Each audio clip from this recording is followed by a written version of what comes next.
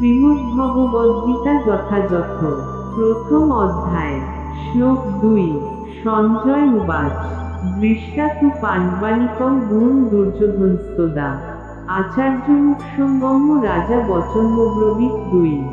সঞ্জয় উবাচ সঞ্জয় বললেন, দৃষ্টা দর্শন করে, তু কিন্তু, পাণ্ডবানিকং পাণ্ডবদের সৈন্য, গুণং সামরিক ব্যূহ, দুর্যোধন রাজা দুর্যোধন, তদা সেই সময়, আচার্য দ্রোণাচার্য, উপসঙ্গম্য কাছে গিয়ে, রাজা রাজা, বচন বাক্য, অব্রবীৎ বলেছিলেন।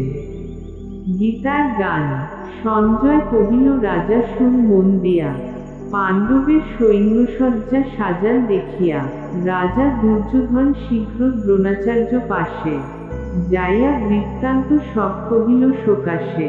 অনুবাদ। সঞ্জয় বললেন, হে রাজন, পাণ্ডবদের সৈন্যসজ্জা দর্শন করে রাজা দুর্যোধন দ্রোণাচার্যের কাছে গিয়ে বললেন। তাৎপর্য। ধৃতরাষ্ট্র ছিলেন জন্মান্ধ। দুর্ভাগ্যবশত তিনি পারমার্থিক তত্ত্বদর্শন থেকেও বঞ্চিত ছিলেন। তিনি ভালোভাবেই জানতেন যে, ধর্মের ব্যাপারে তার পুত্রেরাও ছিল তারই মতো অন্ধ, এবং তিনি নিশ্চিত ছিলেন যে, তার পাপিষ্ঠ পুত্রেরা পাণ্ডবদের সঙ্গে কোন রকম আপোষ মীমাংসা করতে সক্ষম হবে না, কারণ পাণ্ডবেরা সকলেই জন্ম থেকে অত্যন্ত ধর্মপরায়ণ ছিলেন। তবুও তিনি ধর্মক্ষেত্র কুরুক্ষেত্রের প্রভাব সম্বন্ধে সন্দিগ্ধ ছিলেন।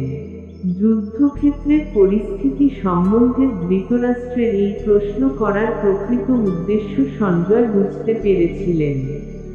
তাই তিনি নৈরাশ্যগ্রস্ত রাজাকে সাবধান করে দিয়ে বলেছিলেন, এই পবিত্র ধর্মক্ষেত্রের প্রভাবের ফলে তার সন্তানেরা পাণ্ডবদের সঙ্গে কোন রকম আপোষ মীমাংসা করতে সক্ষম হবে না।